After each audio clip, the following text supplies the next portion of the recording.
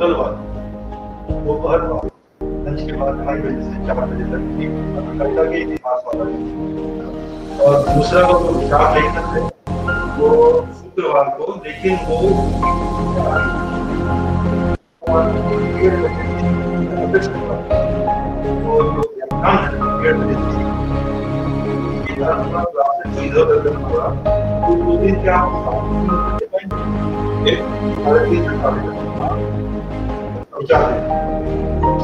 तो व्याख्यान है ना, तो 3 बजे खत्म होगा, 3:30 आधा घंटा ब्रेक देंगे।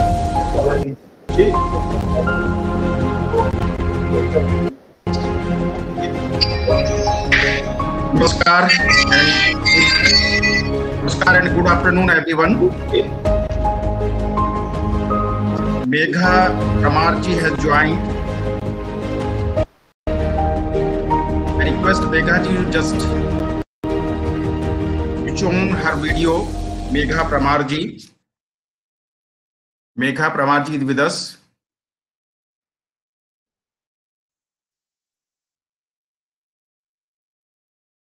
Megha ji, are you here?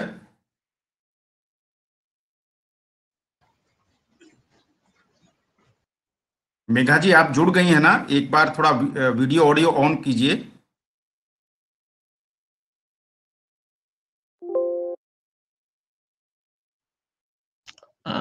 Sir वो बस जुड़ ही रही हैं, तुरंत जुड़ रही हैं मेघा जी, उनसे बात हो गई है अभी। अच्छा, नहीं मेरी भी बात हुई, उन्होंने कहा कि वो एक बार जुड़ जाएंगे फिर हम जी।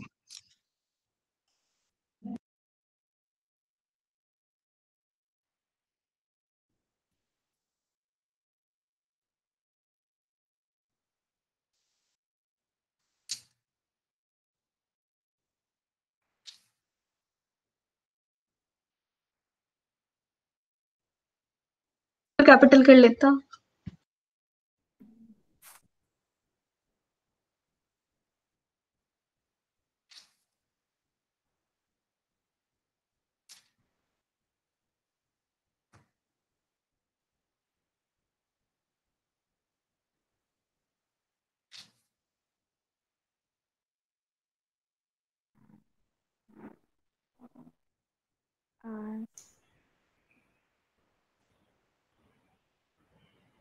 प्रमोद जी अनम्यूट करिए। Pramod ji please unmute yourself. जी नमस्कार मेघा जी। नमस्ते, जय हिंद सर। अभिनंदन है भारतीय जनसंचार संस्थान की ओर से director general of IMC professor Sanjay Dwivedi ji, ADG Shri Satish K Namboodiri ji, ADG IAS miss Mamta Verma ji, dean academics professor Govind Singh, professor Anand Pradhan ji, professor Rajesh ji, professor Panvendra ji, and all our faculty members from all centers have joined. I welcome all of you. Before we start, I have an important information for all the participants, particularly our students. They are requested not to unmute themselves during the lecture, and they can ask question only through the chat box. Nobody is allowed to ask question directly. Friends, welcome to this episode of Friday Dialogue, a special program conceived by the Director General of Indian Institute of Mass Communication, Professor Sanjay Dwivedi ji, to help our students get out of classroom perspective on certain issues. Somebody has rightly said, मंजिल उन्हीं को मिलती है जिनके सपनों में जान होती है। मंजिल उन्हीं को मिलती है जिनके सपनों में जान होती है। पंख से कुछ नहीं होता, हौसलों से उड़ान होती है। और आज हमारे साथ जिनके हौसले बुलंद होते हैं, वो कितनी बुलंदियां छूते हैं, इस बात का प्रमाण हमारे बीच हैं मेघा परमार जी। मध्य प्रदेश की रहने वाली हैं। आपका स्वागत है, अभिनंदन है मेघा जी। आपने एक मध्य प्रदेश के एक छोटे से गांव में, जिसे हम रिमोट विलेज कहते हैं, एक छोटे से गांव में आपने जन्म लिया और आपने सिर्फ माउंट एवरेस्ट को नहीं बल्कि विश्व की 4 अन्य चोटियों को आपने छुआ है। आपका स्वागत है, अभिनंदन है। आपकी जो ये यात्रा रही है एक छोटे से गांव से माउंट एवरेस्ट और विश्व की और बहुत सारी चोटियों को और ऊंचाइयों को आप छूने की आकांक्षा रखती हैं। और हम सभी जानेंगे आज मेघा परमार से कि कैसे एक छोटे से गांव में रहते हुए उनके मन में ये विचार आया और उन्होंने किस प्रकार इन बुलंदियों को छुआ है। ये सब जानकारी आज हमारे साथ मेघा परमार जी शेयर करेंगी। मेघा परमार जी का जो जन्म है वो मध्य प्रदेश के भोजनगर विलेज, जो शेहोर डिस्ट्रिक्ट में पड़ता है, उसमें इनका एक भोजनगर गांव में जन्म हुआ।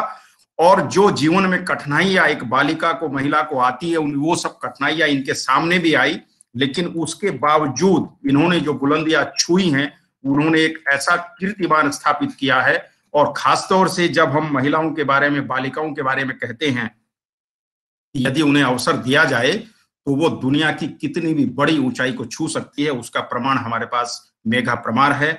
Megha Parmar is first lady to conquer Mount Everest. She is from Madhya Pradesh and she is first lady to climb Mount Elbrus, Russia, and she is first lady to climb Mount Kilimanjaro, Tanzania, and she is first lady to climb Mount Kosciuszko from Madhya Pradesh, and she is brand ambassador of Beti Bachao Beti Padhao Abhiyan in Madhya Pradesh, and she is also brand ambassador of Matdata Jagrukta Abhiyan.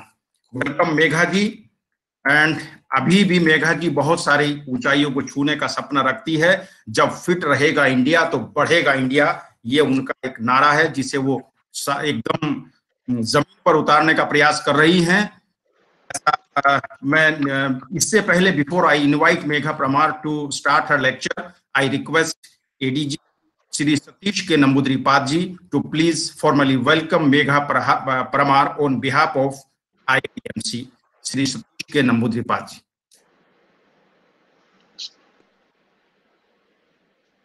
Pramod साहब, DGIMC और हमारे आज के बहुमान्य अतिथि सुश्री मेघा परमार जी, आप IMC में आने के लिए और हमारे बच्चों के साथ ये बातचीत करने के लिए जो समय निकाला है, उसके लिए तैयारी, मतलब इसके लिए वो जो विलिंगनेस दिखाया, उसी के लिए हम बहुत ही आभार व्यक्त कर रहे हैं पहले से। Normally in these kinds of events, the courtesy demands that when the chief guest is there, the rest of the people also speak in the same language in which the chief guest is comfortable. I think Megha ji is going to talk to us in Hindi. That is a language, that is a language he is comfortable with.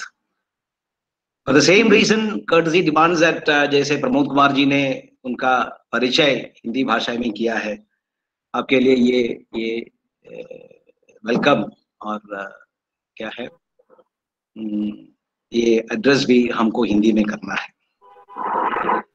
लेकिन मेघा जी, मेरे मन में नहीं तो हमको तो जो idea जो आपके साथ शेयर करना है, नहीं तो आपका भाषण के पहले हमारे बच्चों के साथ शेयर करना है, वो सब आपका सुंदर हिंदी भाषा में बाहर प्रकट करने का क्या है सुविधा मेरे पास नहीं है। So let me just switch over to the language in which I am comfortable. I hope you will appreciate the position and give me this concession.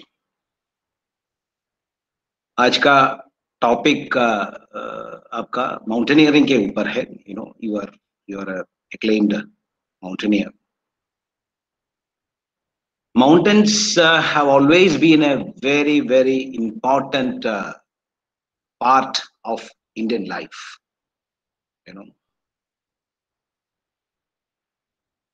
People of India have always been. I'm sure that is the case with people of any country.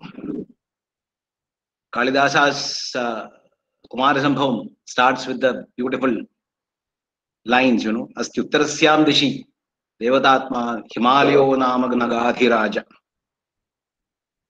There is no poet or thinking people or writer or I mean, the politicians, scientists, anybody who have not been captured or enamored by the concept like you know, a mountain. Same is the case with ocean also. Samudra vasane devi parvatastana mandale Vishnu patni namastutyam padasparsham chamaswame. That is how we start our day. The whole universe or this bhumi had been considered as the beautiful Vishnu patni, whose dress is samudram vasanam and whose stana kuchakumbhas are the parvatas.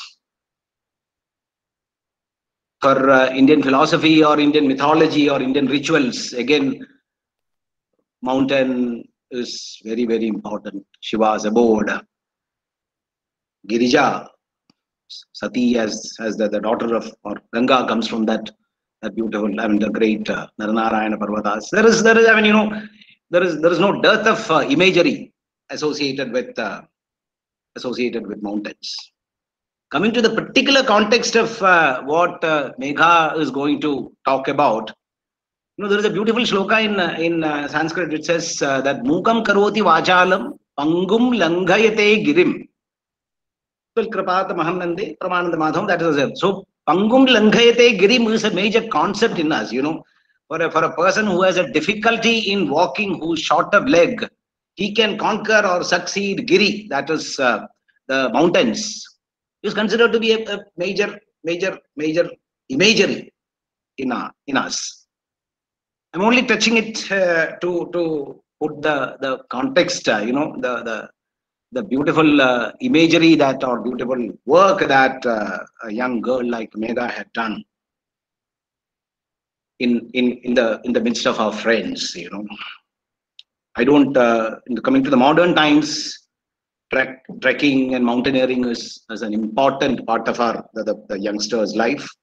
There are a large number of boys and girls who are enamored by the concept of mountaineering and trekking, etc. I'm sure that even amongst our friends who are gathered here, a lot of them would have walked out into the difficult terrains.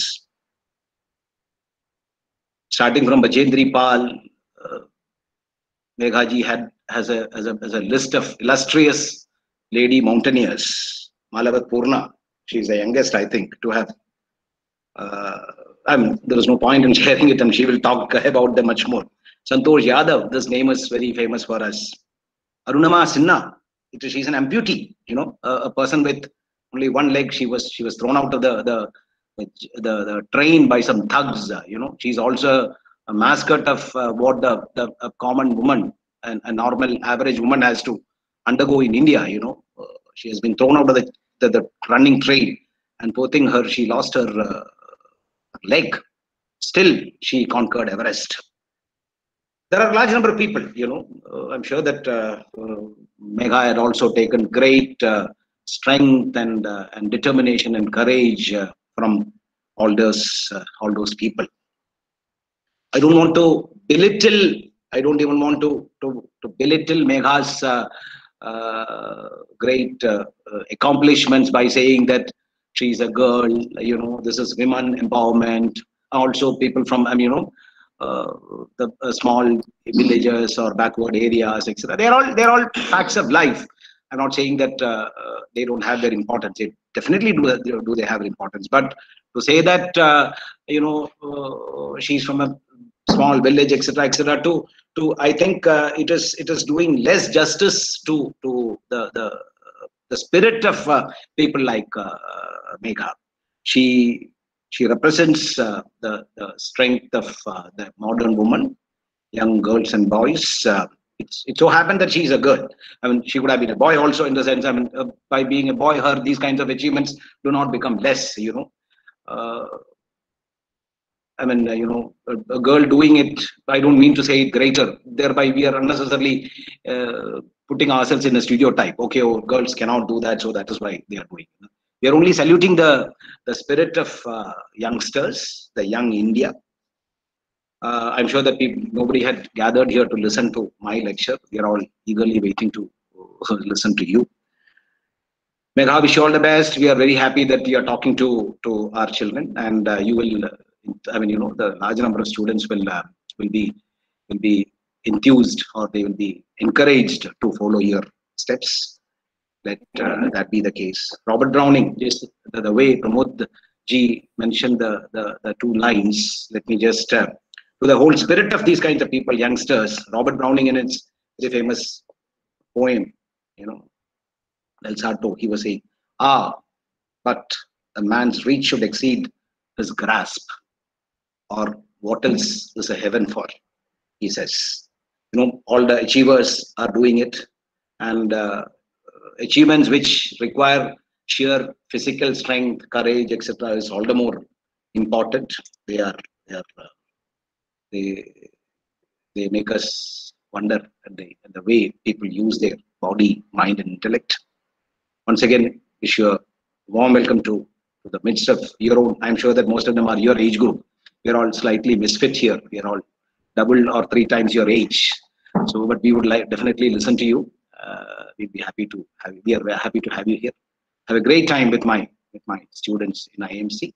Once again, thank you for your time, and welcome to IMC.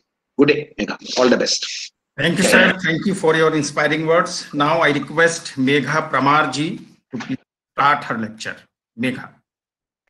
पहले तो आप सभी को मेरा जय हिंद, और सबसे बड़ा thank you Sanjay Dwivedi sir को, क्योंकि जब मैं मध्य प्रदेश भोपाल में थी उस समय भी उन्होंने अवसर दिया था मक्खनलाल के विद्यार्थियों से बात करने का। तो खिलाड़ी तब तक बड़ा नहीं होता वो जब तक खेलता है। खिलाड़ी को जब प्लेटफॉर्म दिया जाता है, वो अपनी परफॉर्मेंस दिखाता है, तब जाके वो बड़ा बनता है। और आदरणीय सर की जो लाइनें हैं उन्हें मैं हर दिन दोबारा दोहराती हूँ। समुद्रे वसने देवी पर्वत स्थल मंडली विष्णु पत्नी नमस्तुभ्यम पादा स्पर्श मने। तो अब मैं अपनी बात शुरू करती हूँ। मेरा पूरा परिचय सर ने दे ही दिया था। तो मध्य प्रदेश में एक छोटा सा गांव है भोजनगर, प्रॉपर मैं वहाँ से हूँ, और मेरे पिताजी खेती बाड़ी करते हैं। तो मेरी जो जर्नी भोजनगर से लेके वहाँ तक की शुरू होती है, और अभी जो मैं कर रही हूँ, जिसमें आप सब स्पेशली सर सब लोग इतना सपोर्ट कर रहे हैं, वो भी मैं आपको बताऊंगी। तो अभी मैं 25 वर्ष की हूँ। तो आज से 25 वर्ष पहले मेरे गांव का माहौल थोड़ा अलग तरह का था जहाँ से मैं हूँ। तो जिस परिवेश से मैं आती हूँ वहाँ ये होता था कि मेरे यहाँ 6 बुआएं हैं, बड़े पापा मंशी पापा की मिला के हम लोग 12 बहनें हैं। जब मेरा जन्म हुआ था तब भी यही चीज हुई थी कि बहुत सारी बहनें होंगी, तब जाके भाई का वेट किया जाता है। पर मेरी लकी उस दिन हो गई थी जब मेरा भाई मेरे बाद आ गया था। बल्कि ऐसा प्रैक्टिकली कुछ नहीं है, पर बोला गया था कि हमारा खानदान की सबसे लकी छोरी है, का बाद तुरंत भाई आए हो। पर अभी ऐसा बिल्कुल नहीं होता। उसके बाद ये हुआ कि परवरिश में थोड़ा अंतर आ जाता है गाँव में। जब आप घर में ढेर सारी लड़कियां होती हैं, तो हमारे घर केवल 3-4 भाई थे। तो जब रोटियां बनती थी तो चुपड़ी रोटी भाई लोगों को दी जाती थी, कोरी रोटी हमें दी जाती थी। तो उस समय मुझे आज भी मुझे घी दूध मक्खन से बहुत प्रेम है, मतलब बहुत ज्यादा हुआ करता था। मैं हमेशा अपने घर के बड़े लोगों से बोलती थी कि मेरे को भी चुपड़ी रोटी चाहिए, मुझे ऐसी कोरी रोटी नहीं खानी। तो जवाब आता था कि तुम्हें खिला के कहीं करेगा, छोरा आन के खिलाएंगा तो वो इस साल में बड़ा होएगा, काम धाम करेगा तो किस साल में चली जाओगी। पर पर हमेशा ये था कि मेरे को ऐसा नहीं, मेरे को चाहिए चाहिए चाहिए, और मेरी वही कमी है, वही मेरी ताकत है। मैं बहुत जिद्दी हूँ। इसी की वजह से मैंने बचपन में मम्मी की बहुत मार खाई है, और वही मेरी ताकत है। यदि मुझे ये पता है कि यदि मैंने ये ठान लिया तो प्रकृति के यदि कुछ चीज़ें ठीक नहीं होंगी। यदि बारिश हो रही होगी और मैंने ठाना कि मुझे आज गाँव जाना है, तो मैं पक्का जाऊंगी। और इस तरह से आगे की जर्नी जो शुरू होती है कि मैंने अपनी मम्मी को हमेशा 2 बार घर से बाहर निकलते हुए देखा था, रक्षाबंधन और संक्रांति पे। तो मुझे आगे जाके माँ बहन हर रोल अदा करना था, पर मुझे कुछ करना था। हमारे गांव में स्कूल केवल 5वीं कक्षा तक थे, तो मुझे मेरे मामा साहब के घर भेज दिया गया था। जब आप दूसरों के घर रहते हो तो आपको एक फ्रिज में से एक टमाटर लेने से पहले भी सोचना पड़ता है आप ले या नहीं ले। पर इन सब चीज़ों ने मुझे मेंटली बहुत प्रिपेयर कर दिया था। 12वीं कक्षा के बाद मैं अपने मामा साहब के घर से वापस अपने गांव पे आई, और उस समय तक हमारे जिस परिवेश से मैं आती हूँ वहाँ बचपन में मंगनी कर दी जाती है। जब मैं वापस आई थी तो आज से 1 साल पहले तक भी मेरी खुद की एंगेजमेंट को 17 साल पूरे हो गए थे। तो मैं जैसे 12वीं कक्षा पार करके आई थी, मैं 18 साल की हो चुकी थी। तो हमारे घर में सारी बहनों की एक साथ शादी की जाती है, उससे खाने का खर्चा बच जाता है। तो मेरे भी वही सपने थे कि अब तो शादी वादी होने वाली है, ये है वो है। पर हमारी लाइफ में टर्निंग पॉइंट जो आता है, ऊपर वाला जिस रूप में हमें देता है हमें पता नहीं होता है। तो मेरी लाइफ में जो टर्निंग पॉइंट आया था वो ऐसे आया था कि मेरे सभी भाइयों को पढ़ने के लिए सीहोर भेजा गया था कॉन्वेंट स्कूल में। वो वहां से बार बार भाग भाग के गांव आते थे, क्योंकि उन्हें बाई के हाथ का खाना पसंद नहीं आता था और टिफिन पसंद नहीं आता था। तो मेरे पापा लोग गए सीहोर, तो उन्होंने देखा कि घर के उनके रूम के जस्ट सामने गर्ल्स कॉलेज है। तो उनके दिमाग में ख्याल आया कि मेघा को गर्ल्स कॉलेज भेजते हैं, बच्चों का खाना भी बन जाएगा और इसका ग्रेजुएशन भी हो जाएगा। वही मेरी लाइफ का टर्निंग पॉइंट और गोल्डन चांस था। हमें नहीं पता होता है कि ऊपर वाला किस रूप में हमें अवसर देता है। जब मैं पहली बार सीहोर गई, हमारा जो घर था वो दूसरी मंजिला पे था और नीचे हैंडपंप से हमें पानी लेके जाना पड़ता था, क्योंकि सभी भाई लोगों को रेडी होके स्कूल जाना आता था। तो मैं सुबह, आप कुप्पे समझते हैं ऑयल के खत्म हुए कुर्ती या फॉर्चून के, तो वैसे कुप्पे से फटाफट फटाफट फटाफट मैं सुबह 10-12 कुप्पे पानी भरती थी। तो कभी कभी मुझे, यदि आज मैं पीछे पलट के सोचती हूँ कि मेरे पैर शायद इसीलिए इतने मजबूत हो गए थे, यदि मैं उस दिन उतने कुप्पों से पानी नहीं भरती तो क्या आज मेरे पैर इतने मजबूत होते हैं कि मैं माउंट एवरेस्ट चढ़ पाती। ऑटोमेटिकली भगवान जी कहीं ना कहीं वर्कआउट करवा रहा था। उस चीज को मैं आज भी पॉजिटिवली लेती हूँ। फिर जब गर्ल्स कॉलेज गई तो मैं आई थी गांव धुर से। धुर गांव से मतलब हमारे गांव के स्कूलों में भी हम गांव की भाषा में ही बात करते थे। तो मेरे लिए वह अंग्रेजी दो तरह की थी। आप क्या कर रहे हो ये वाली, और हाउ आर यू क्या, ये दो तरह की थी। बहुत झिझक थी। और आज वहाँ यूनिफॉर्म थी जिससे मुझे आज भी बहुत प्रेम है। यूनिफॉर्म में आप सब इक्वल हो जाते हो, वरना हम, मेरे पास बहुत कम कपड़े थे जिनको मैं पहन के कॉलेज जा सकती थी। गर्ल्स कॉलेज में जाने के बाद एक रूल था कि जैसे सर ने बहुत सारे अच्छे अच्छे रूल बनाए अपने स्टूडेंट के लिए, जिससे प्रतिभा निखर के आती है, बहुत अच्छे अच्छे पत्रकार निकल के आते। तो हमारे कॉलेज का रूल था कि हर बच्चे को डेली आकर एक अच्छी लाइन बोलनी है स्टेज पे आकर। तो सभी बच्चों का नंबर आएगा, तो एक दिन मेरा नंबर भी आया। मैंने रात भर तैयारी करी और एक लाइन मैंने तैयार की थी और जो मुझे मंच पे बोलना था। पर जैसे ही मैं मंच पे खड़ी हुई, सारी की सारी आंखें ऊपर की तरफ देख रही हैं, हाथ पैर कांपने लगे थे मेरे। और वो लाइन मैंने गहरी सांस लेके बोली थी, जिसने मेरे जीवन को बदल दिया। वो लाइन ये थी, काम करो ऐसा कि पहचान बन जाए, हर कदम रखो ऐसा कि निशान बन जाए, यहाँ जिंदगी तो हर कोई जीता है, पर कुछ ऐसा करो कि मिसाल बन जाए। सच में उस लाइन ने, मतलब मेरे अंदर में ऐसा लग गया कुछ तो करना है, कुछ तो करना है, पर समझ नहीं आ रहा था ना क्या करूं। फिर मेरी मेरी हाथों जो गलती हुई, जिसको मैं आज भी एक्सेप्ट करती हूँ कि शायद वो नहीं होती तो आज मैं इतनी वो नहीं होती। तो हुआ ये, कॉलेज में गए, थोड़ा से पर लग गए यदि गांव की भाषा में किए जाए तो। हमारे कॉलेज से सभी लड़कियां, हम सब लोग वाटर पार्क चले गए। वाटर पार्क आज मेरे लिए भी बहुत सहज बात है और मेरे मम्मी पापा के लिए भी बहुत सहज बात है कि मैं वाटर पार्क जा सकती हूँ। पर उस समय 2016 में जब मैं वाटर पार्क गई थी, तो हमारे गांव के किसी व्यक्ति ने हमें देख किया था और वहां जाके घर आके बोला था कि तुम्हारी छोरी तो वाटर पार्क गई थी। फाइनली मुझे सीहोर से वापस गांव बुलाया गया और बोला गया कि आज तो वाटर पार्क गई है, कल से पता नहीं कहाँ कहाँ कहाँ जाएगी। और मेरे पिताजी बेचारे कुर्सी पे चुपचाप बैठे हुए थे और सब उनको उनको बोल रहे थे। हो सकता था उस दिन मेरी पढ़ाई छुड़वा दी जाती है और मुझे मेरी शादी कर दी जाती है, और कुछ भी हो सकता था। पर मेरे पिताजी ने फिर से मुझ पर भरोसा किया और उन्होंने मुझे सीहोर भेजा। मेरे पापा आज भी लाइलॉन के जूते पहनते हैं और 2 साल में एक बार कुर्ता खरीदते हैं। कभी शहर आते नहीं, क्योंकि उनको शहरी लोगों से डर लगता है, थोड़ा सा बात नहीं कर पाते वो। पर उनका सोच मुझे जो आज यहाँ तक पहुंचाई है, उन्होंने एक ही लाइन बोली थी कि बेटा तू जो भी कर दे, क्या सोच के कर दे, तू अच्छो करेगी तो भी मारो नाम होएगा, तू बुरो करेगी तो भी मारो नाम होएगा। मतलब इसका अर्थ ये होता है कि मैं वापस तुमको पढ़ने के लिए भेज रहा हूँ, पर तुम कुछ अच्छा करना। आप में से किसी के भी मुझे चेहरे नहीं दिख रहे हैं, तो मुझे ऐसा लग रहा है कि मैं खुद को देख के बात कर रही हूँ। Thank you sir, thank you so much.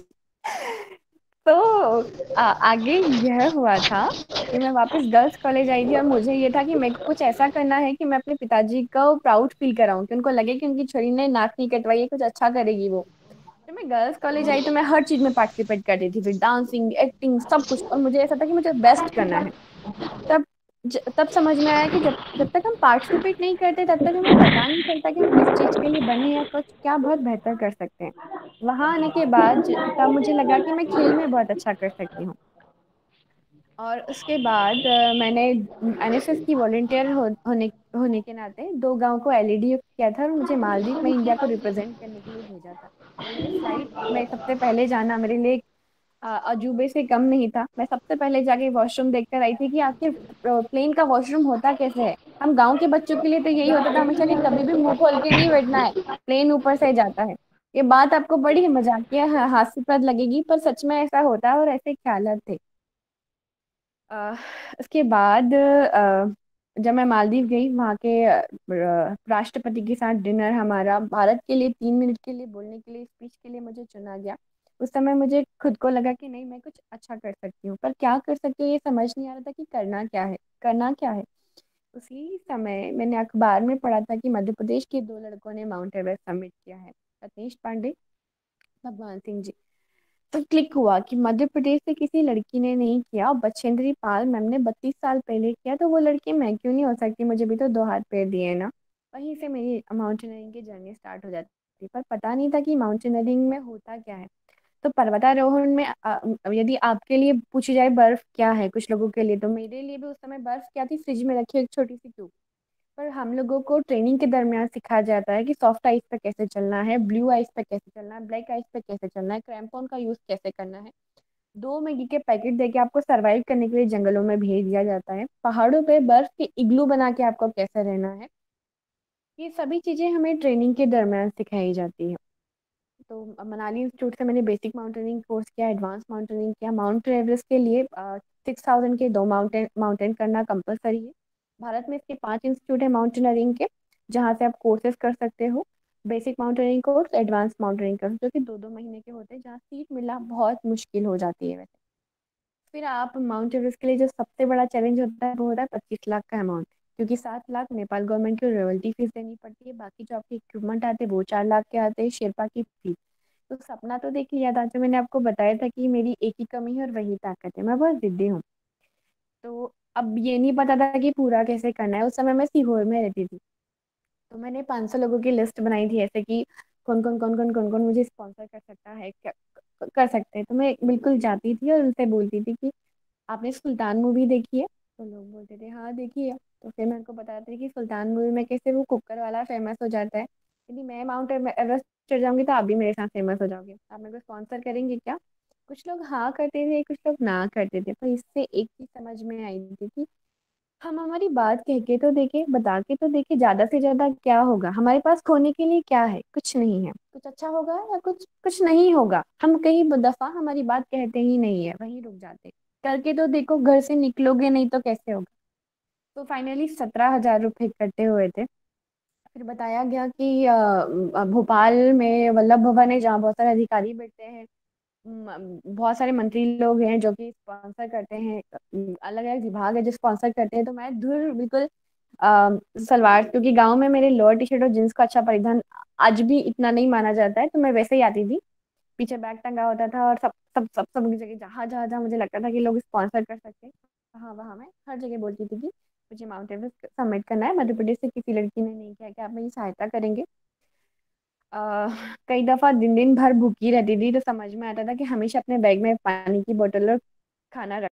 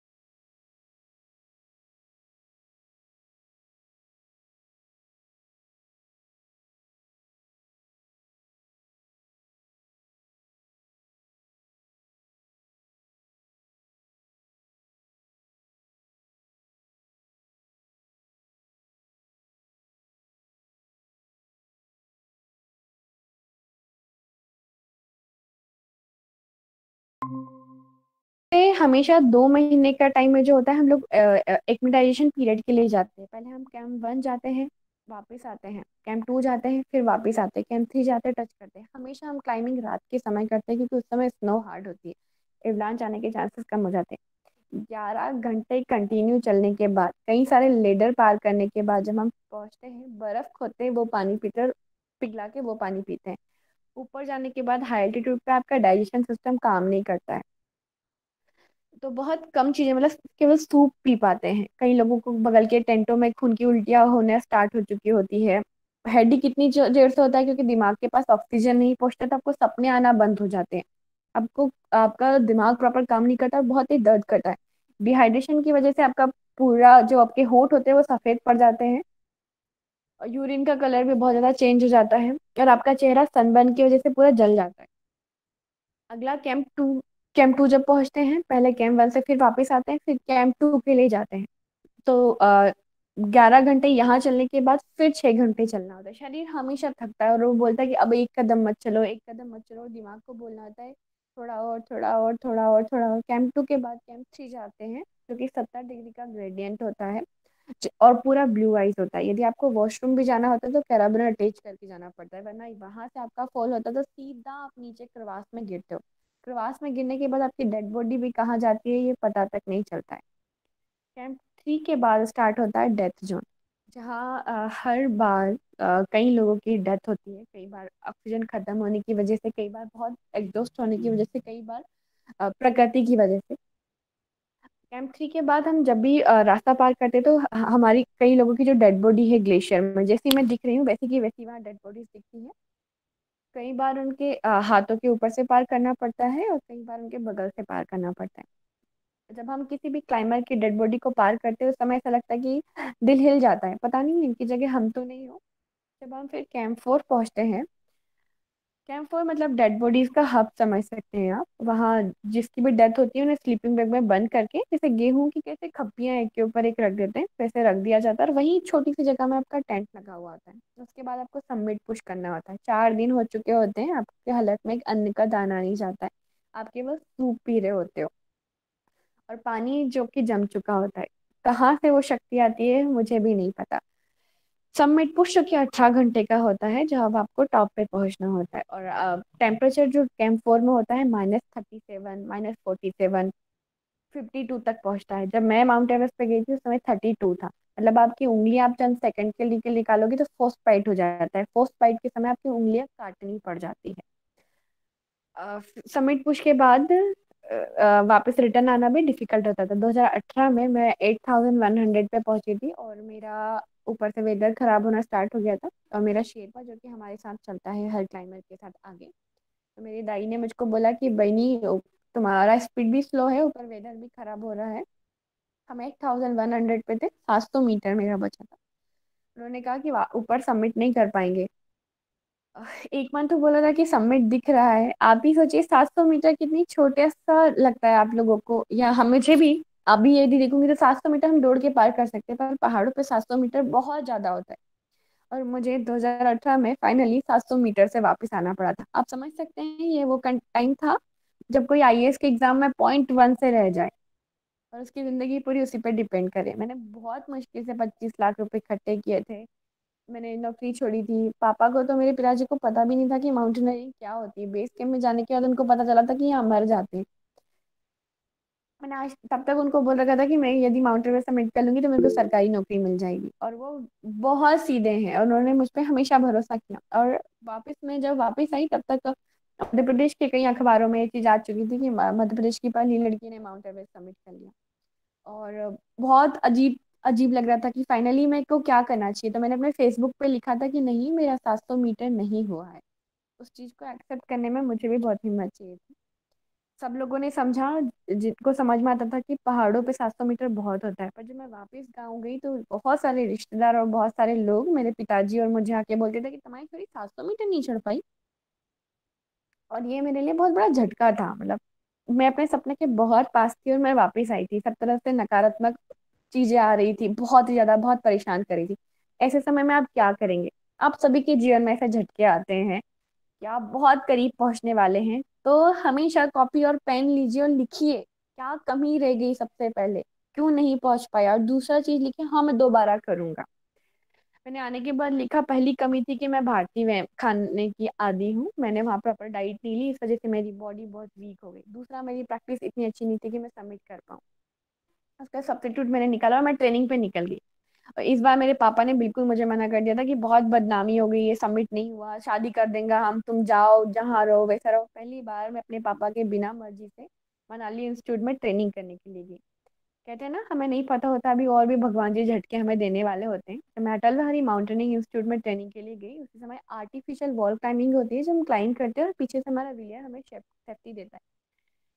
जब मैं नीचे आ रही थी, मेरे व्हीलियर को मैंने बोला था कि व्हीलियर टाइट, और कम्युनिकेशन गैप की वजह से उनसे व्हीलियर छूट छूट गया था और मैं नीचे पत्थर थे, भट से आके नीचे गिरी थी। जैसे ही मैं नीचे गिरी थी, मेरी रीढ़ की हड्डी में 3 फ्रैक्चर्स हो गए थे।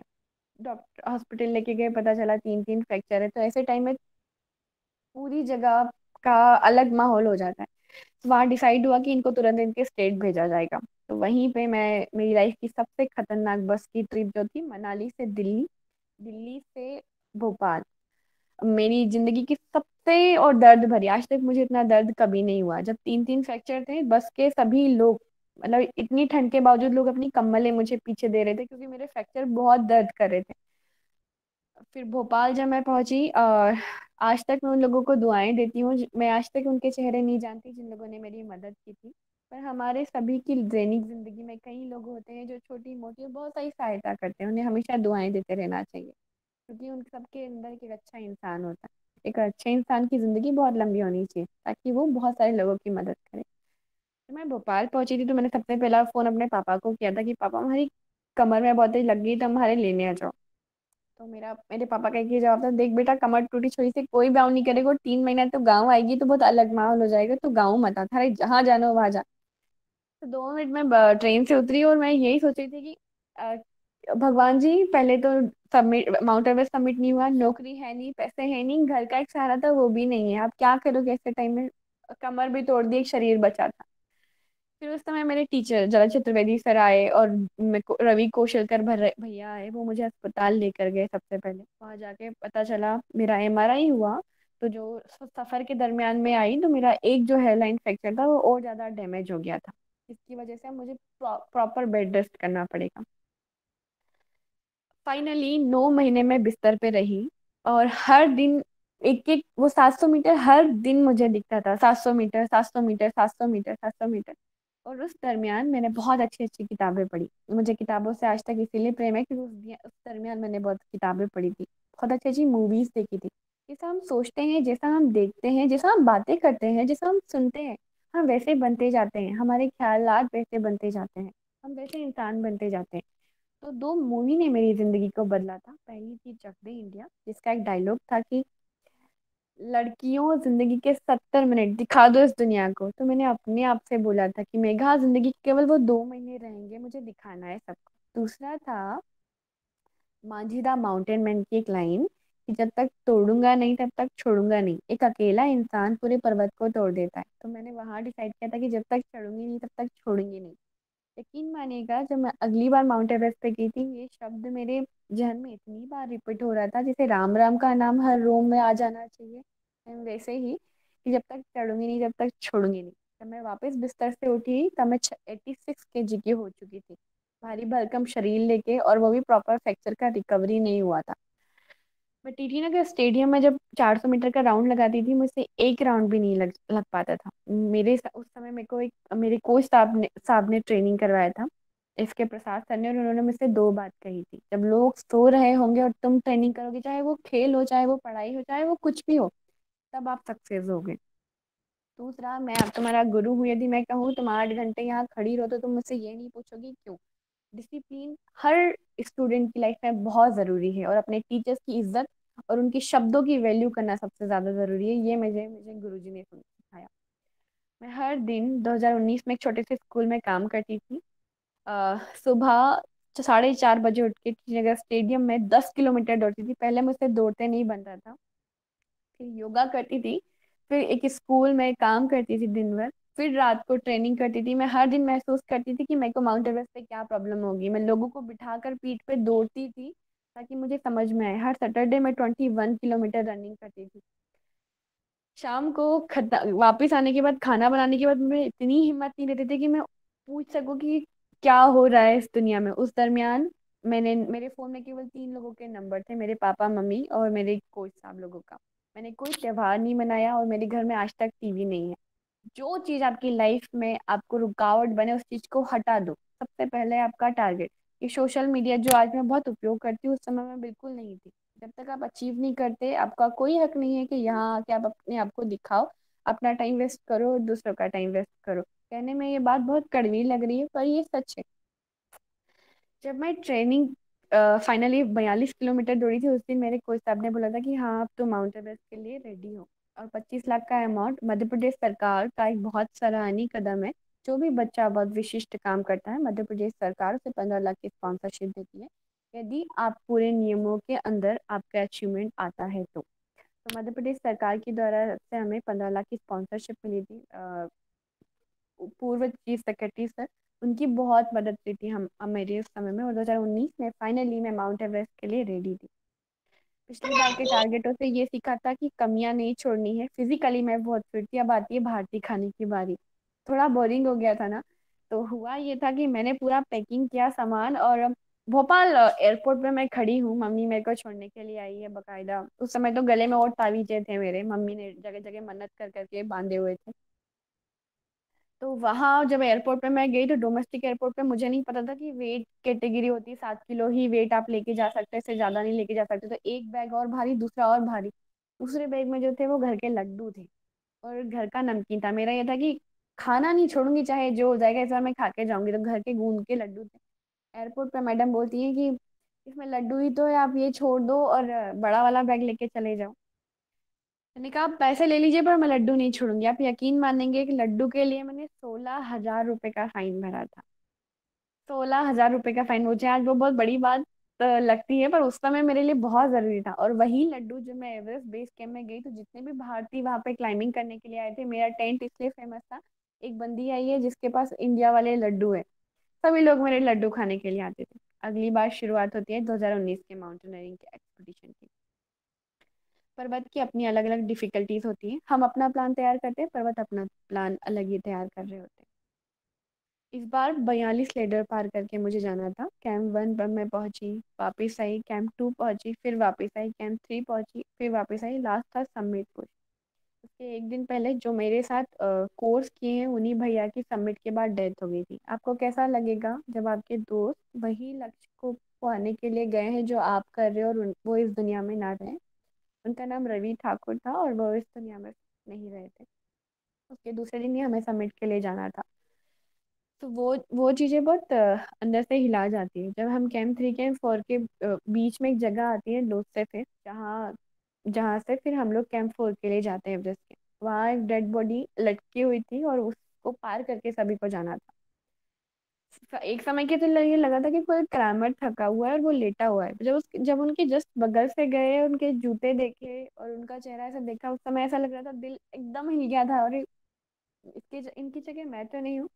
तो एक क्लाइंबर, दूसरे गेमों की बात करूँ तो दूसरे गेमों में आप हारते हो या जीतते हो। माउंटेनियरिंग में आप छोटी सी गलती की वजह से या तो जिंदा रहते हो या मर जाते हो, और दूसरों की जिंदगी के साथ भी कुछ भी हो सकता है। अगली बात आती है, अब हम लोग कैंप 4 पहुंचते हैं और समिट पुश सबसे टफ होता है, सबसे टफ। आपकी शरीर में बिल्कुल भी जान नहीं होती और आप केवल दिमाग से चल रहे होते हो। अधिकतर क्लाइंबर जो छोड़ते हैं, वो वहीं से छोड़ते हैं। फाइनली लगातार चलने के बाद 22 मई सुबह 5 बजे 2019 में टॉप ऑफ द वर्ल्ड के ऊपर थी, इंडिया का फ्लैग लेके। और वो फीलिंग शब्दों में बयान नहीं कर सकते। वो यही कह सकते हैं कि आज मैं ऊपर, आसमान नीचे, इससे ऊपर या तो आसमान है या भगवान है। जब आप इंडिया का फ्लैग लेके फोटो लेते हो, आपके रोम रोम खड़े हो जाते हैं। और वो वाली फीलिंग, प्राउड वाली फीलिंग, बता नहीं, शब्दों में नहीं बता सकते। वहां से जब लोग पूछते हैं ना कि क्यों जाते हैं लोग, इतना टफ है तो क्यों जाते हैं, तो वहां का जो तिलिस्म है, वो वहां से सारे माउंटेन्स छोटे छोटे नजर आते हैं। दुनिया के सारे माउंटेन्स छोटे छोटे नजर आते हैं। हम सब किताबों में पढ़ते हैं कि दुनिया गोल है, पर हम असलियत में वहां जब सेल्फी क्लिक करते हैं या ऐसे पिक्चर लेते हैं, तो सच में कर्व दिखता है और पता चलता है हाँ, दुनिया सच में गोल है। मैं भोर के समय गई थी। इंद्रधनुष आपने केवल एक रंग का देखा होगा, उस समय पूरा आसमान सतरंगी था। ऐसा लग रहा था कि स्वर्ग लोक में आ गए। पर हम लोग टॉप ऑफ द वर्ल्ड पे ज्यादा देर रुक नहीं सकते क्योंकि वहाँ टेम्परेचर बहुत ज्यादा होता है, -52 टेम्परेचर था। यदि आप ग्लव्स निकालोगे तो आपकी उंगलियां जम जाएंगी, जिसे काटना पड़ेगा, जिसे फ्रोस्ट बाइट कहते हैं। तो 15 मिनट के बाद हमें वापस आना होता है। पहाड़ों में एक रूल है, पहाड़ों पे चढ़ना जितना, शिखर पे पहुंचना जितना जरूरी है, उतने उससे कहीं ज्यादा सकुशल वापसी बहुत जरूरी है। जब हम ऊपर पहुंचे और वापस आने लगे तो शायद आपको पता होगा 2019 में सबसे ज्यादा ट्रैफिक हुआ था माउंट एवरेस्ट पे। उसकी वजह यह थी, बहुत सारे लोग एक साथ गए थे। उसकी वजह यह थी कि जैसे किसान को कैसी खेती करने के लिए एक टाइम मिलता है और वो अब बुआई करता है, वैसे ही माउंटेनियर्स को टाइमिंग मिलता है, जिसे वेदर विंडो कहते हैं, कि इसी समय आप क्लाइंब कर सकते हैं, सेफ है। हमारे समय केवल 4 दिन की वेदर विंडो मिली थी, दुनिया के कई क्लाइंबरों का ये सपना था कि वो सक्सेसफुल सबमिट करे। तो ट्रैफिक में आने के बाद लिमिटेड ऑक्सीजन बची है और हम लोग उसमें फंस गए थे। जब आप खड़े, जब तक आप चलते रहते हो तब तक आपका खून गर्म रहता है। जैसे ही आप रुकते हो आपका खून जमने लग जाता है और फर्स्ट फाइट होने के चांसेस बढ़ जाते हैं। हम खड़े खड़े हमारा ऑक्सीजन खत्म हो रहा था और हम वापस आ रहे थे। उसी धक्का मुक्की में मेरा सनग्लासेस गिर गया। यहाँ पे चश्मा गिरेगा तो कोई प्रॉब्लम नहीं है, पर वहाँ चश्मा गिरता है माउंटेन पे तो सूरज की किरणें बर्फ पे गिरती है और रिफ्लेक्ट होकर आपकी रेटिना पे आती है, जिससे आपकी रेटिना झुलस जाती है। शायद आप जीवन भर के लिए अपनी अपनी रोशनी को खो दो, या 4 दिन तक आपकी रोशनी ना आए, या एक दिन तक, आपको पता नहीं होता है। पर बहुत तेज दर्द होता है। मुझे नहीं पता था कि मेरे को स्नो ब्लाइंडनेस कितने दिन का हुआ है। बहुत तेज दर्द हो रहा था, आंखें पूरी सूज जाती है, कांटे नुमा कुछ आंखों में दिखता है और आपको कुछ नहीं दिखाई देता है। मुझे और मेरे शेरपा को अब वापस नीचे आना था। हम लोग बड़ी मुश्किल से कैंप 4 तक पहुंचे। मेरे दाई का एक ही शब्द था कि बहनी, जिंदगी की आप जितनी तुम्हारे पैर में ताकत बची है उतने करके तुम वापस आओ। हम जब कैंप 4 पहुंचे, हमारी जिंदगी की सबसे काली रात हमें वहां बितानी पड़ी। क्योंकि वहां पर लिमिटेड ऑक्सीजन में आपको रात भर रहना है। केवल आप इमेजिनेशन कर सकते हैं वहां उस समय जब मेरे साथ बीता था, तब मैं उन्हें उस पल को भी शब्दों में नहीं बयां कर सकती।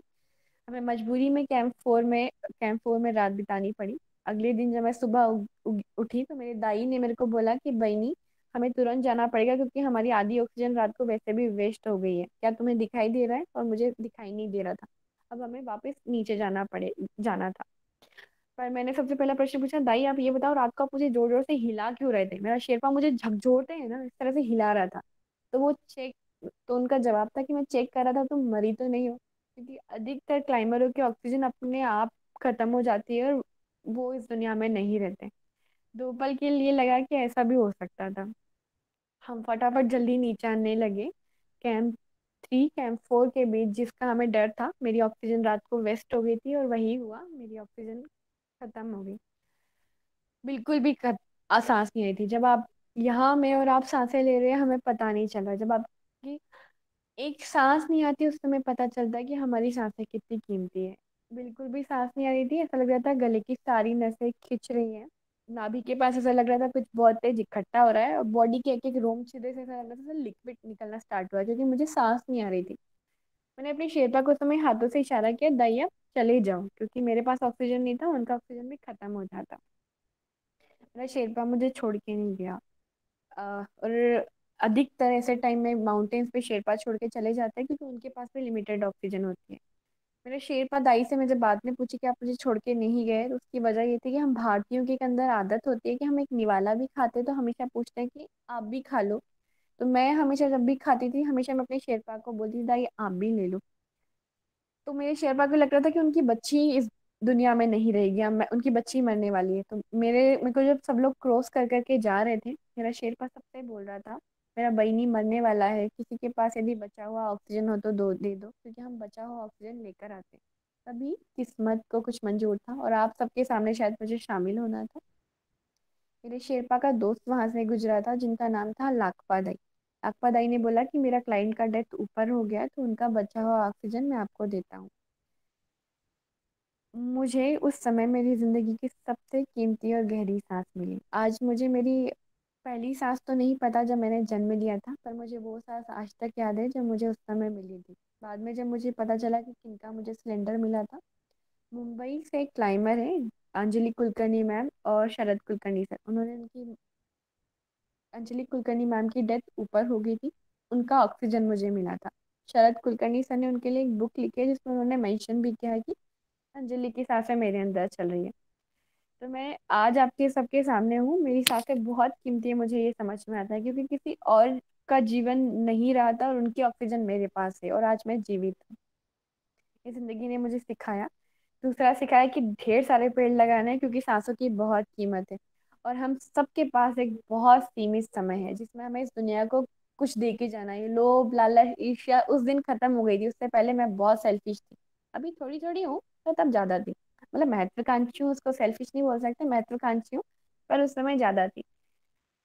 ये समझ में आया कि हम सबको केवल इस दुनिया में एक ही मकसद के लिए भेजा है, इस दुनिया को और भी सुंदर और भी खूबसूरत बनाने के लिए। बाकी सारी चीजें सब फालतू हैं। जब मध्य प्रदेश वापस लौटी, पिताजी को सब लोगों ने कंधे पर घुमाया, मध्य प्रदेश की जीके की बुक में नाम आया, मध्य प्रदेश की कैबिनेट में सम्मान हुआ, पर इन सबसे ज्यादा मेरे लिए कीमती था जब ढेर सारी बच्चियों की लाइफ में चेंजेस आया, जिनका ढेर सारा फोन आता है कि दीदी तुमने माउंट एवरेस्ट सबमिट करो, हमारा पापा हमें बोल दिया कि जा बेटा थारा जो करना हो वो कर दे। पहले ये था कि तुम 12वीं पास करके या तो बीए करो या बीएससी करो। मेरे अकेले के माउंट एवरेस्ट सबमिट करने से ये फर्क आया था कि वो अलग अलग करे। सोचो, एक लड़की के करने से इतना फर्क आया, तो ढेर सारी लड़कियां करेंगी तो कितना फर्क आ जाएगा। फिर तो पूरे समाज की सोच चेंज हो जाएगी। और हर बच्ची के पास अलग अलग क्वालिटी होती है। आप यहाँ भी ढेर सारे स्टूडेंट हैं जो मुझे सुन रहे हैं। बाद में मैंने और भी माउंटेन्स क्लाइंब किए थे जिनके अलग अलग जर्नी है। पर जीवन में जो मैंने अभी शांति के लिए अचीव किया, वो सबसे बड़ा ये है कि मेरे द्वारा एक बच्ची है जिन्हें गोद लिया गया है, जो बिल्कुल मेरी बेटी जैसी है। उनका नाम है किट्टू सौरभ टाक, और वो भारत की पहली ट्रांसजेंडर वुमन है जो 6000 मीटर तक गई है और अभी माउंट एवरेस्ट की तैयारी कर रही है। उन्हीं से गृह मंत्री जी भी मिले, उन्हीं से ही देश के स्पोर्ट्स मिनिस्टर सर मिले, और अभी वो तैयारी कर रही है। मैं सबसे चाहती हूँ कि आप सब उन सब के लिए दुआ कीजिएगा। वो माउंट एवरेस्ट के लिए जा रही हैं, यदि वो ये पूरा करती है तो वो पूरी दुनिया की पहली ट्रांसजेंडर वुमन बनेगी। तब उनसे मिलने के बाद मुझे संतुष्टि की फीलिंग हुई। और अभी जो मैं कर रही हूँ वो स्कूबा डाइविंग की तैयारी कर रही हूँ। मैं समंदर के नीचे 100 मीटर मुझे जाना है, जो कि भारत में अभी तक किसी ने नहीं किया है। और तब जाके पता चला कि पर्वत चढ़ना जितना कठिन है उससे कहीं गुना ज्यादा समंदर में जाना कठिन है। यहाँ प्रेशर बढ़ता है, लंग्स और एक्सपेंडेशन की वजह से आपके लंग्स फट सकते हैं, आपके कान के पर्दे फट सकते हैं, आपकी ऑक्सीजन टॉक्सिसिटी हो सकता है, ऑक्सीजन जहरीली बन सकती है। हम सब दुनिया की अलग अलग चीजों में उलझे हैं, पर हम ये क्यों नहीं सोचते कि कितना कुछ है इस दुनिया में देखने को, महसूस करने को, कि हमारे पास थोड़ा भी वक्त नहीं है बर्बाद करने को। संभावनाएं असीम है, हम कुछ भी कर सकते हैं। शायद इस दुनिया को बदल सकते हैं। हर दिन कुछ नया सीखिएगा, नया समझिएगा, और कभी भी किसी काम को लेकर मन में दुविधा हो तो याद रखिएगा, ना करके पछताने से बेहतर है कुछ करके पछताना। उससे तजुर्बा मिलेगा, गलतियां करने से बचेंगे आप। और हमेशा याद रखिएगा, इस दुनिया में आपको केवल एक ही मकसद के लिए भेजा है, ये बाकी सब चीज फालतू है। क्या है वो मकसद? इस दुनिया को और भी सुंदर और भी खूबसूरत बनाना और ढेर सारा प्यार बांटना, क्योंकि इस दुनिया में प्यार की बहुत कमी है और कभी कभी आपको भी महसूस होती होगी। तो ढेर सारा प्यार बांटिएगा, सबकी इज्जत कीजिएगा, सबसे प्रेम कीजिएगा, सब पे भरोसा कीजिएगा। और एक गूढ़ रहस्य, गूढ़ लाइन जो मेरे जीवन की थी वो यह थी, तो मैं बोलती थी कि जब तक चढ़ूंगी नहीं तब तक छोड़ूंगी नहीं। आप अपना लक्ष्य डिसाइड कीजिए, किसी और से कहने की जरूरत नहीं है। चाहे वो कुछ भी कर सकते हैं, आप बिजनेस कर सकते हैं, अब तो डिजिटल मीडिया हो गया, पहले तो पंपलेट छपवाने पड़ते थे तब जाके प्रचार होता था। अब आप खुद का नया शुरू कर सकते हैं, कुछ भी कर सकते हैं। बस खुद से बोलना होगा कि जब तक आप उसे पानी लोगे तब तक छोड़ोगे नहीं। क्योंकि आधे रास्ते में आने के बाद हमारा शरीर दुखता है, हमारा दिमाग बोलता है इसे छोड़ दो। काम तो हम शुरू कर लेते हैं बड़े जोर से। तो याद रखिएगा, आधे रास्ते पहुंचने के बाद लौटने भी उतना उनमें ही उतना समय लगेगा। इससे अच्छा क्यों नहीं थोड़ी सी हिम्मत करके पूरा रास्ता पार कर लिया जाए। तो ये मेरे अभी तक का लेक्चर था। एक लाइन और मैं बोल के खत्म करती हूँ। समंदर कितना भी गहरा हो, पैर जमाए रखना, तूफान कितना भी तेज हो, हाथ उठाए रखना। कौन कहता है कि छलनी में पानी नहीं रुकता? छलनी समझते हैं आप, चाय छानने वाली। तो कौन कहता है कि छलनी में पानी नहीं रुकता? बस बर्फ जमने तक हाथ लगाए रखना। और आप सब बहुत भाग्यशाली हैं, आपको इतने अच्छे अच्छे शिक्षक मिले हैं। संजय द्विवेदी सर से बात करने के लिए लोग तरसते हैं। आप सबको भी मैं इतना नहीं जानती, पर सर को जानती हूँ। और उनके पास कभी बैठिएगा, उनका लेक्चर लीजिएगा, उनके जो शब्द है उसे डायरी में नोट कीजिएगा। उनके शब्दों से बहुत बार आपके जीवन को एक नई दिशा मिल सकती है। Thank you. जय हिंद, जय भारत, धन्यवाद। मेघा जी, चैट बॉक्स में कमेंट आ रहे हैं, निशब्द हैं। और मैं भी निश्चित रूप से आपका ये सब लेक्चर सुनने के बाद मेरे पास भी शब्द नहीं है कि मैं आपके इस जो आपकी यात्रा है, जो इतना प्रेरणा, इतना मोटिवेशन हम सबको आज प्राप्त हुआ है, वास्तव में जीवन में अगर कुछ करना है तो इस प्रकार का दृढ़ संकल्प चाहिए। निश्चित रूप से अद्भुत आपने प्रेजेंटेशन दिया है। और जो चैट बॉक्स में कमेंट आ रहे हैं वो आप एक बार जरूर देखिएगा, अद्भुत, निशब्द, निश्चित रूप से। और इससे अभी कुछ क्वेश्चंस हमारे पास आने शुरू हो गए हैं। आप एक गांव से आई हैं, गांव की बालिकाओं को आप क्या कोई इंस्पायरेशन देना चाहेंगी, खासतौर से वो अगर आगे बढ़ें? तो वहां बहुत बड़ा टैलेंट है और वो ऐसा टैलेंट है जिसे बहुत ज्यादा एक्सप्लोर नहीं किया जाता, क्योंकि जो बड़े बड़े संस्थान है वो शहर पर ही फोकस करते हैं। बिल्कुल। जी, तो क्या? मैं अधिकतर जो बच्चियों को बोलती हूँ, जो मैंने प्रैक्टिकली सर देखा है, आ, हम लोगों को पहले गांव के जो बच्चे, स्पेशली बच्चियां होती हैं, साबित करना बहुत जरूरी होता है। आप में जो हुनर है पहले आप वो पहचानिए, हो सकता है अलग अलग हो, और साबित कीजिए कि आप में वो क्वालिटी है कि घर वाले आपको कभी रोके ना। क्योंकि ग्रामीण परिवेश में बहुत बार होता है कि लोग नाम धरेगा, कहीं सोचेगा तुम यहाँ मत जाओ, वहां मत जाओ, तो वो ऐसा कह ही ना पाए, ऐसा कुछ करके दिखाना है। दूसरी चीज ये थी उनको, महिला सशक्तिकरण का ये अर्थ नहीं होता कि हम रोड पर जाके नारे लगाएं और महिला सशक्त हो जाएंगी, ऐसा बिल्कुल नहीं होता। महिला सशक्तिकरण का अर्थ है कि आपके अंदर जो क्वालिटी है उससे आप धन अर्जित करें, काम करें। भले 10 रुपए कमाए पर खुद की मेहनत से कमाए। आपको 10 रुपए के लिए आपके पति, बेटे या कोई भी हो, उनके सामने हाथ ना फैलाना पड़े। जैसे मैं मेघा परमार हूँ, मैं पत्नी बेटी सब रोल अदा करूंगी, क्योंकि वो मैं नारी हूँ और वो मेरे लिए एक ऊपर वाले की दी हुई अलग चीज है। पर इसके साथ हमें चाहेगा कि मैं मेघा परमार हूँ, तो ये मेरी एक आइडेंटिटी होगी। तो मैं हर बच्ची को बोलती हूँ, काम कोई भी काम छोटा बड़ा नहीं होता, पर आप काम कीजिएगा, खुद की एक अलग पहचान बनाइएगा, सबसे इम्पोर्टेंट चीज है सर। जी, एक प्रश्न आया हमारे पास अच्युत कृष्ण डेका से कि क्या आपको कभी लगा है कि जो आर्थिक स्थिति का जिसे आपने जिक्र किया है, वो अगर आर्थिक सहयोग नहीं मिलता तो शायद आपके सपने जो हैं वो चूर चूर हो जाते? जो मॉनेटरी सिचुएशन का जिक्र किया है वो ये जानना चाहते हैं। वैसे आपने थोड़ा स्पष्ट किया है, अगर आप कुछ इसमें कहना चाहें तो कह सकते हैं। क्यों नहीं सर, बिल्कुल। हर चीज के लिए मनी की बहुत जरूरत होती है, पर खुद खुद को भी बहुत कंट्रोल में रहना बहुत जरूरी होता है। इसका जवाब से शुरुआत में तो मैंने 25,000 रुपये भी कभी हाथ में नहीं देखे थे ना। मेरे पिताजी से मुझे 500 रुपये पॉकेट मनी लिए मिलती थी, मैं 2,500 की जॉब करती थी, 10,000 की जॉब करती थी, पर सोचा था कि कुछ करना है तो उसके बहुत सारे रास्ते होते हैं।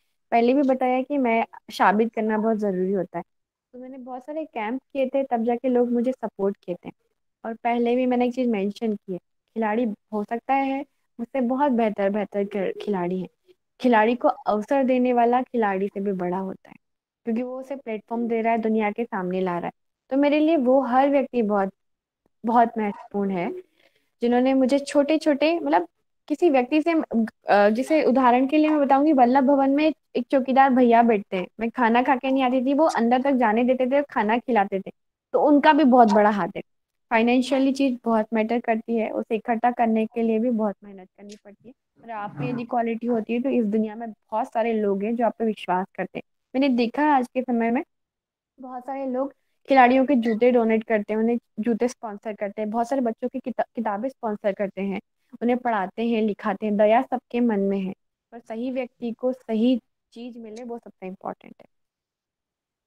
जी, अभी आप की आगे क्या योजना है? नॉर्मली ये देखा जाता है कि माउंटेनियरिंग के बाद लोग अपना इंस्टीट्यूट प्रारंभ करते हैं और फिर लोगों को ट्रेनिंग देना शुरू करते हैं।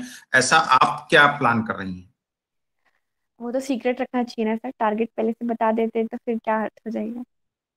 पर है, कुछ तो ऐसा करना है, क्योंकि ये जरूरी है, आप एक हो, एक ही लाइन बन के चली गई तो कोई अर्थ नहीं रहेगा। मुझे ऐसा कुछ करना है जिसके बाद बहुत सारी लाइनें खड़ी हो, ढेर सारी लाइनें खड़ी हो, और हर बच्चे के अंदर वो एडवेंचर की चीज जागे, सभी के अंदर। हम सब छोटी छोटी चीजों से खौफ खा जाते हैं, छिपकली से डरते हैं, इससे डरते हैं, उससे डरते हैं, कंफर्ट जोन से बाहर ही नहीं निकलते। जब बच्चों को टेंट में रात बिताते हैं और खुद से बना के खाते हैं, तो बच्चे कंफर्ट जोन से बाहर निकलते हैं, उन्हें पता चलता है कि असली दुनिया ये है। चिड़िया ऐसे चहचहाती है, ये होता है। तो मैं बच्चों को कंफर्ट जोन से बाहर लेकर आना चाहती हूँ, और बहुत सारे प्लान है जो करना चाहती हूँ, क्योंकि इस दुनिया में मुझे बहुत एक सीमित समय के लिए भेजा है ना, और मैं दुनिया को ना कुछ भी देकर नहीं गई तो फिर तो व्यर्थ है मेरा जीवन। तो कुछ ना कुछ ऐसा करूंगी जो मैं करके जाऊंगी। और एक जवाब का उत्तर देना रह गया था। जैसे अभी मैं, मुझे बहुत सारे लोगों ने स्पॉन्सर किया, पर मैं कभी भी उनकी स्पॉन्सरशिप का गलत फायदा नहीं उठाती हूँ। जब मेरे पास पैसे नहीं होते तो मैं हफ्तों तक 10 रुपए की पालक ले लेकर खाती हूँ, जो मुझे पौष्टिकता भी देती है और मेरे लिए सफिशिएंट होती है। तो अपने पैर उतने ही खोलिए जितनी आपकी चादर बड़ी होती है, तो वो आपको जीवन में किसी भी मुकाम पे लेके जा सकते हैं। जी। जो युवा हमारे साथ आज जुड़े हैं, बहुत अच्छे अच्छे कमेंट उनके आ रहे हैं, आप एक बार देखेंगी। आप मुझे पढ़ के सर प्रश्न बता जी, सकते हैं तो मैं मैं उनके जवाब। प्रश्न मैं बताऊंगा आपको। हमारे सब जितने स्टूडेंट्स हैं, युवा हैं, इन सब के लिए वैसे तो आपने बहुत सारी बातें कह दी हैं, अगर कुछ कुछ ही एक दो वाक्यों में कोई संदेश आपका देना हो तो क्या आप कहेंगी? अ, उम, अ, पहली चीज तो आजकल के जो यूथ की सबसे बड़ी प्रॉब्लम होगी, हम कल पे हर काम बहुत टालते हैं। अरे यार मैं कल कर लूंगा, अरे मैं कल कर लूंगा, कल कभी होता ही नहीं है। आज ही चाहिए, अभी चाहिए, और अभी से करना शुरू करना होगा। आपको पता है, जब मैं कई जगह स्पॉन्सरशिप के लिए जाती थी, कई अधिकारियों के पास जाती थी, तो वे बोलते थे कल आइएगा बेटा, कल हो जाएगा, कल हो जाएगा। सरकारी तंत्र हो या खुद का जीवन हो, दूसरों पे क्यों जाएंगे, हम पहले खुद की बात करते हैं। हम सब हमेशा क्या करते हैं, मैं कल वो लाइन पढ़ लूंगा, कल वो कर लूंगा। नहीं, हमें आज ही करना होगा। दूसरा, हम हमारे जीवन का कितना कीमती समय दूसरों की स्क्रीन, मतलब फोन की स्क्रीन, सोशल मीडिया पे बर्बाद कर देते हैं। उसका कोई अर्थ नहीं है। सोशल मीडिया यदि आप यूज कर रहे हो तो उससे आपको कुछ बेनिफिट होना चाहिए, तभी आप यूज करो। मैं फेसबुक यूज करती हूँ ताकि लोगों को पता चले कि मैं क्या कर रही हूँ। उसी से लोगों के बीच में मेरी जो मैं हूँ वही छवि पेश होती है, और मैं आगे बढ़ती हूँ। यदि ये मेरे काम का नहीं होता तो मैं शायद उपयोग भी नहीं करती। तो हमारा अभी उम्र है, हमारी 16 से लेके 30 साल तक, उसमें हम कुछ भी कर सकते हैं। इतनी एनर्जी, इतनी ताकत, इतने सारे विचार। और वो होता है 30 के बाद हम एक सेट जो ढांचा होता है उसमें करना शुरू कर देते हैं। तो सारी कहने लाइन का कहने का अर्थ यह है, बहुत सीमित समय है आपके पास, और अपने जीवन को व्यर्थ चीजों में बर्बाद करने की जगह सही दिशा में आगे बढ़ते जाइए। एक एक कदम बढ़ाते जाइए, सीढ़ियां आप अपने आप चढ़ना शुरू कर देंगे जी, और लक्ष्य तक भी बहुत पहुंच जाएंगे। अच्छा। अभी एक प्रश्न हमारे पास आया है कि आप पत्रकारों से क्या अपेक्षा रखती हैं? ओके। जी। मेरे लिए मानना है कि बहुत सारे लोग हैं। मेरे को भी लोग क्यों जानते हैं, क्योंकि मेरी चीजों को अखबारों में, मीडिया के जरिए, अखबारों में हर जगह पहुंचाएं। पत्रकारों से मैं ये आशा रखती हूँ कि वे हमारे पूरे तंत्र का चौथा स्तंभ है। सही चीज सही व्यक्ति तक पहुंचाएं। आपके एक एक शब्द से पता नहीं कितने लाखों करोड़ों लोग इंस्पायर हो जाते हैं, आपको पता भी नहीं होता है। आपकी एक लाइन को मैं मम्मियों को पढ़ के सुनाती हूँ, देखो इस महिला ने ये किया, इस उम्र में शॉप खोली, ऐसा किया। आपकी कई स्टोरी से लोग अपने जीवन को बदल देते हैं, वहीं आपकी कुछ नेगेटिव चीजों से लोग और बदल जाते हैं। उनके अंदर गुस्सा, ईर्ष्या, द्वेष, बिना वजह के दो लोगों के पक्ष में अलग अलग विचार आ जाते हैं। पूरी लाइन का कहने का अर्थ है, आपके शब्दों से और आप जो वीडियो दिखाते हैं उससे लोगों के विचार बनते हैं, वो उस दिशा में सोचने लगते हैं। मतलब आप लोगों के दिमाग से काम करवाते हैं। तो कितना बड़ा पावर आपके हाथों में है। तो मेरी पत्रकारों से यह आशा है कि हम सब अलग अलग काम करें, पर हम सबका एक ही लक्ष्य होना चाहिए कि अब भारत श्रेष्ठ है, श्रेष्ठ रहे और श्रेष्ठ बने। हम सब इस भारत को नीचे ना लेके जाएं। दूसरे देश के लोग ये ना बोले कि ये भारत में क्या कचरा चल रहा है, सब ये बोले वाह भारत में क्या चल रहा है, क्योंकि आप ही दिखाएंगे हमारे भारत की छवि। शानदार, बहुत अच्छा, बहुत आनंद आया। मुझे कुछ पंक्तियां याद आ रही हैं आपकी इस पूरी यात्रा को सुनकर। यूं ही नहीं मिलती राही को मंजिल, यूं ही नहीं मिलती राही को मंजिल, दिल में एक जुनून सा जगाना होता है। पूछा चिड़िया से कैसे बना आशियाना, बोली भरनी पड़ती है उड़ान बार बार, तिनका तिनका उठाना होता है। बहुत आपका अभिनंदन। लेकिन आपकी बातचीत को सुनने के बाद हमारे एडीजी सर का संदेश प्राप्त हुआ है कि वो फिर से कोई एक करना चाहते हैं आपके इस लक्ष्य पर। सतीश नंबूदिरी पाजी सर। प्रमोद जी, जी सर। प्रमोद जी, मेरा कहना है कि एक बार सभी लोग अनम्यूट करके मेधा के लिए ताली बजाएं। जी, सब अपने अनम्यूट कीजिए। बहुत बहुत आभार, बहुत बहुत धन्यवाद। जी सर।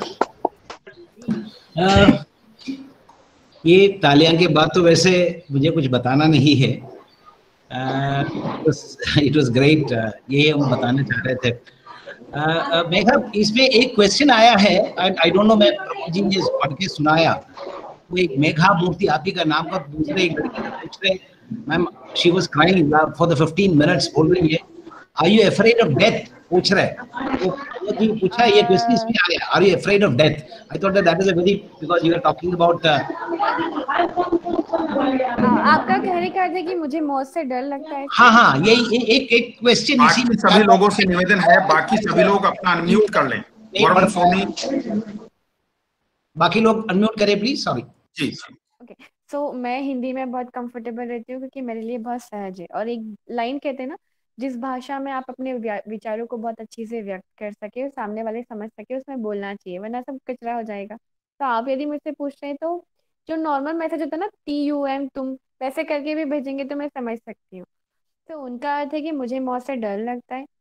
डर तो सबको लगता है, ऐसा तो नहीं है जैसे आपका हाथ गर्म चीज में डालेगा तो कैसे डर लगता है, शरीर को डर लगता है। मेरे शरीर को बहुत डर लगता है मरने से, पर मेरी आत्मा को डर नहीं लगता है मरने से। मुझे माउंट एवरेस्ट पे जब मैं जिंदगी मौत के लिए लड़ी थी, उसके बाद ये डर खत्म हो गया। अब तो मुझे ये है, पहले मेरा क्या था, मैं माउंट एवरेस्ट करने के बाद मुझे DSP की जॉब चाहिए, मुझे ये जॉब चाहिए, मुझे वो जॉब चाहिए, ऐसा करना है, वैसा करना है, बहुत सारे अलग तरह के ख्याल थे, ढेर सारा पैसा कमाना है। कई बार तो होता था कि स्पॉन्सरशिप का थोड़ा पैसा बचा है, इसका मैं ये करूँ वो करूँ। तो वहीं से विचार चेंज हो गए। मान लो मैं किसी दिन रोड पे चल रही हूँ, कोई मुझे टक करके चला गया तो फिर मैंने क्या किया। तो हम सब के पास एक बहुत सीमित समय होता है, और एक हर पल को हमें एक नई दिशा और खुद के लिए कुछ करके जाना है। तो मुझे मौत से बिल्कुल डर नहीं लगता। Very good. जी सर। हमको मौत से बहुत डर है, सीखना है।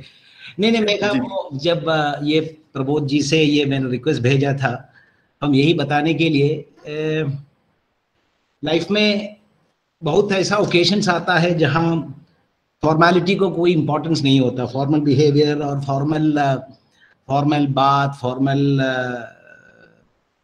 आंकड़े और फॉर्मल उसको, और कुछ रियल कुछ चीज के बाद हमको खुद महसूस होता है हमारा ये फॉर्मल जो भी आपने बताया, हमने करा, किया, दिखाया, वो कितना फजूल की बात हो गया, नहीं तो कितना यूजलेस हो गया, कितना वर्थलेस हो गया है। I mean, after if I heard you first, अगर आपको मैं पहले सुना तो मैं शायद आपको उसी तरह का एक स्वागत भाषण नहीं देता, यही बताने के लिए। क्योंकि हमको लगा मेरा स्वागत भाषण बहुत ही बकवास का निकला है।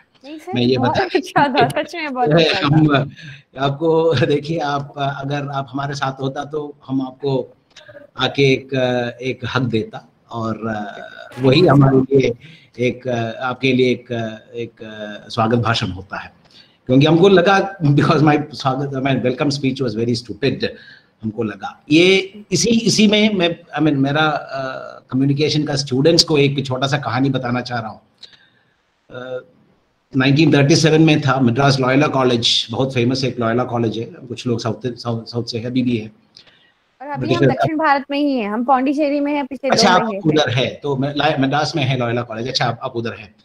मेरा ग्रैंडफादर का फादर उधर, आई मीन मेरा ग्रैंडफादर का यंगर ब्रदर उधर का स्टूडेंट था, 1937 में था। उनका कहानी है, हम हमेशा ये याद रखते हैं। तो ये तो स्वागत भाषण से संबंधित है, तो इसलिए मैंने सोचा मैं आप लोग को शेयर करूं। Reverend Father Murphy was the principal in those days. It was pre-Independence Day, 1937-38 or something. 41 के पहले था। Reverend Father Murphy was a very famous Britishers था, वो प्रिंसिपल थे। वो बोल रहे,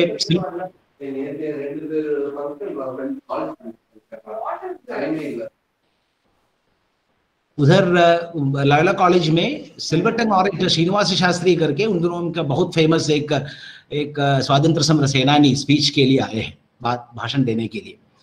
तो उन दोनों का ये कहानी हमको इसीलिए ऐसा बताया गया था कि आजकल का वो स्वागत भाषण, आई मीन फॉर्मेलिटी, आजकल का I mean you know vote of thanks, वो मीटिंग के पहले कैसे लोग टाइम बर्बाद करता है, उसी के बारे में मेरा फूफा जी का कहानी है। उन्होंने खुद थे उधर जो बोल रहे। तो silver tongue orator Mr. Srinivasa Shastri comes to the stage. Reverend Father Murphy was the president.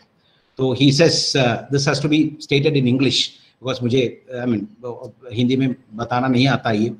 तो the speech starts or the meeting starts. Reverend Father Murphy goes to the mic and says, "My dear students, this is silver tongue orator Mr. Srinivasa Shastri, and my dear Mr. Shastri, these are the flowers of Loyola College. Thank you." This was a one sentence स्वागत भाषण। वो 2 घंटे का उसके बारे में जैसे मैंने किया उसी तरह का नहीं था। And silver tongue orator Srinivasa Shastri goes to the stage and picks up, I mean, he goes, stands in front of the mic and says, "The topic on which I am supposed to talk today is sovereignty." And he goes on to speech. He was talking about sovereignty के बारे में। He also did not waste 15 minutes of us. Reverend Father Murphy, आपने इधर बुलाया इस सरस्वती क्षेत्र में आके बच्चों से मिलके। So this is, I mean, sometimes lack of formality and straight away from heart makes a lot of difference. I thought I also should have done it like this. I should have told my dear students, this is Megha Parmar and Megha Parmar, these are the students of IMC. It would have made things much easier.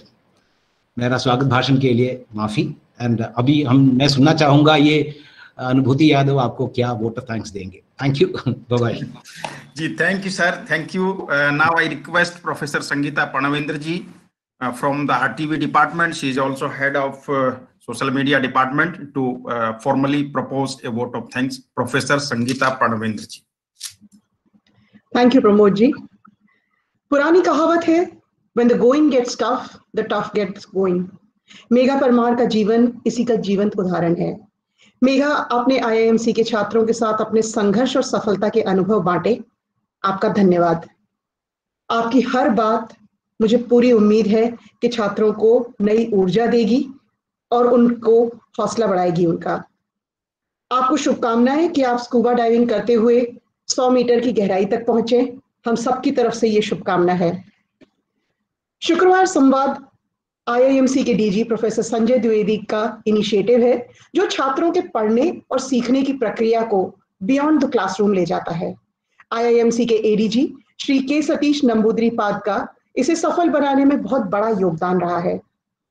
शुक्रवार संवाद में अगले सप्ताह फिर मिलेंगे। तब तक के लिए नमस्कार। जय हिंद, नमस्ते। और ये पूरी टीम को मैं देख रही हूँ IIMC के, तो मुझे एक ही लाइन याद आती है कि सफलता कभी किसी एक अकेले की नहीं होती, उसमें सभी का हाथ होता है। इस कार्यक्रम को पूरा सफल बनाने में आप सभी का बहुत सारा योगदान है। जय हिंद, जय भारत, धन्यवाद। Thank you, thank you, thank you ma'am, thank you. जय Hind. Thank you ma'am. Thank you ma'am. Thank you Megha ji. Thank you ma'am. Thank you ma'am. इतना कहना है कि मतलब